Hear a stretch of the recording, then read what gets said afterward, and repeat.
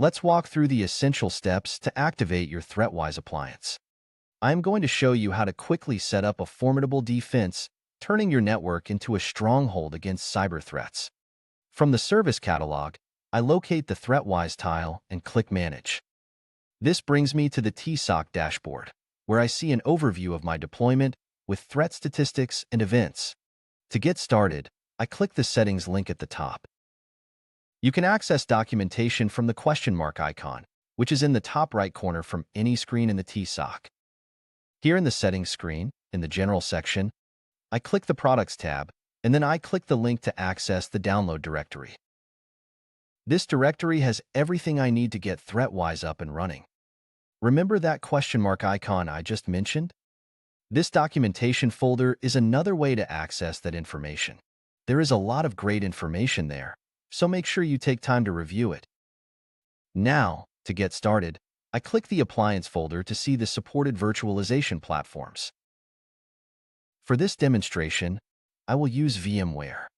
I won't need all the files, so I'm going to open the folder to select only the files I need.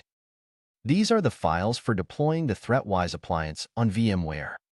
For this demonstration, I will download only the essential files: VMDK, NVRAM, MF, and OVF. These contain all you need to get your appliance up and running. At this point, I do not need the MD5 checksum files, which are used for verification. I can come back here later if I decide to use them. I am ready to download. So, I'll click the Download Selected button. Now let's add the appliance to the hypervisor. I start by locating the downloaded .ovf files and import it into my hypervisor platform. This typically involves a simple import or deploy operation from within the hypervisor's console. Once the upload is complete, I can set up the network. I want to configure the network adapters according to the roles they'll play in my setup. The first is for management, second for network intelligence sensor or NIS, and the remaining for handling subnets or trunks. Then I need to validate the configuration of the network interfaces so that my appliance communicates correctly with the TSOC and internal DNS. The open port requirements for the appliance to connect to TSOC are 5443 and 8443. For DNS lookups, the port is 53. Now I am ready to turn on the virtual machine. This is the login screen for my Threatwise appliance. The login and password are universal. You will use the same credentials that I am showing you here.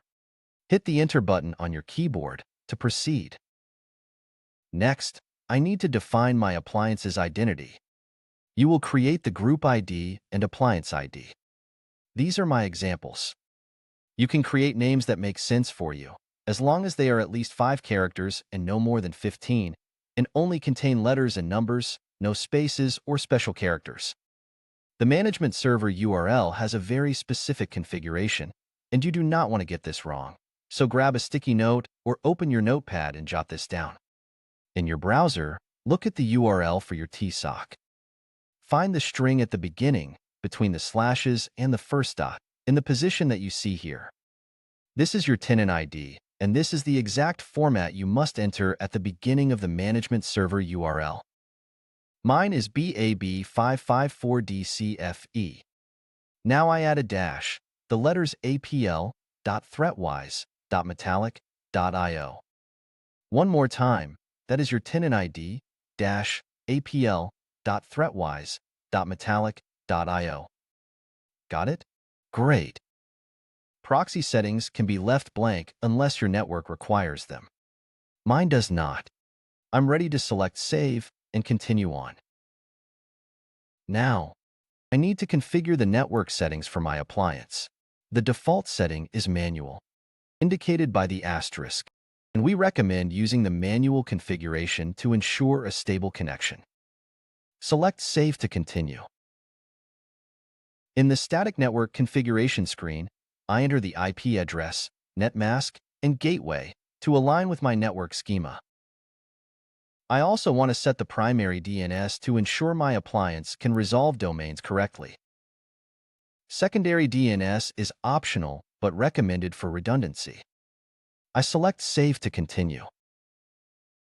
This brings me to a summary view of my appliance identity details.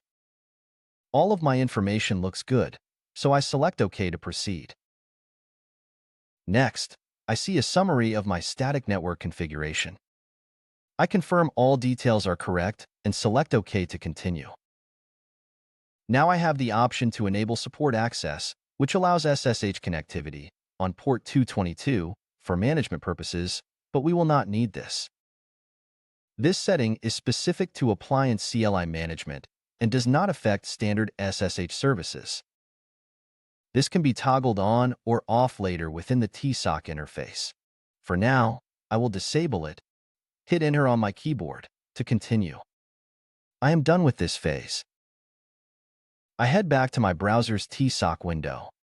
I click the Appliances tab at the top, and look, there is a pending appliance waiting for initialization. In the pending initialization list, I see that the new appliance is ready for setup. Locate your appliance. Mine is called TWAPP01. To activate this appliance, I click the Initialize link. We are finalizing the setup in the Appliance Configuration Wizard. Confirm that the appliance name, department, email, and time zone are correct. Once you've reviewed and ensured all the details are accurate, click Finish to complete the activation. Once activation is complete, I will click OK to close this dialog and finalize the initialization. Activation is complete. This sensor is emulating a Windows 7 station operating on the management interface. It's now an active part of my Threatwise network, ready to engage in deception tactics. But one sensor is not enough. I want to add another sensor. To get started, I click the Interfaces tab. Here, I can manage and configure network interfaces for different segments. I am going to assign the new sensor an IP address within the desired network range to monitor for threats effectively. I will click the plus button to create a new interface. I choose ETH2 from the dropdown and continue to fill out the information. ID is my VLAN ID. I keep the network default as static. Put in an available IP address, network mask, and gateway. Segment is an optional field for a description if needed, and I'll leave that blank. Great! My VLAN or subnet has been successfully created. This new segment will allow the deployment of sensors in different network zones, enhancing trap coverage and response capabilities. I click OK to acknowledge this success and continue with the sensor deployment so that I can create a new sensor. And as you can see, I already have a sensor deployed. Now I'm ready to create a new sensor. Back on the Appliances page, in the Configuration tab, I select Traps to open the Configuration Wizard. Assign a name to the sensor, select the VLAN you've created, and provide a host name. Once you've entered all the necessary details, click Add to bring this sensor into the fold of your network security strategy. Here we select the type of sensor to deploy. For our purposes, we are setting up a Linux server. This choice shapes the sensor's interaction model and how it will appear to network scanners and attackers. Once selected, click Next to proceed with configuring the services this sensor will provide. On this screen, we will choose Debian as the Linux version for our sensor. You will notice that all of the pre-built sensors will have default services selected. We are going to add the SSH service to this sensor as well. It is a common vector for attackers, and monitoring it can provide valuable insights. Click Apply to save this configuration, and then Finish to deploy your sensor, equipped to observe SSH and other services. With the successful deployment of our CV Linux sensor, your network visibility is now further enhanced. This sensor, appearing as a Debian Linux server, is now part of your deception strategy, quietly waiting to detect any unauthorized SSH activity. Congratulations, you've expanded your defensive perimeter within the Threatwise ecosystem. To integrate Threatwise with your SOC operations, You can set up Syslog monitoring to funnel all alerts directly to your SIEM system. This ensures that any alerts generated by Threatwise are immediately available for your SOC team's review, allowing for swift incident response and remediation. This optional step fortifies your security posture by aligning Threatwise capabilities with your existing SOC processes. Navigate to the settings of the chosen appliance on the TSOC dashboard. Here, you can configure security and monitoring Syslog functions to send to your SIEM. To enable sensor security events like the ones you would see on the TSOC analysis page, click the edit icon for Syslog Server, Security. To enable sensor diagnostic and resource events such as full disk warnings, click the edit icon for Syslog Server, Monitoring. To enable Syslog event forwarding, click on Enable Syslog Service. Enter the IP address or hostname of your SIEM system in the provided field. In this case, my server is on 10.0.1.235. Ensure the correct port, typically 514, is entered for the Syslog port. Select the appropriate protocol, which is usually UDP, and after configuring these settings, click Apply to save your changes and start sending security events to your SIEM system. Great!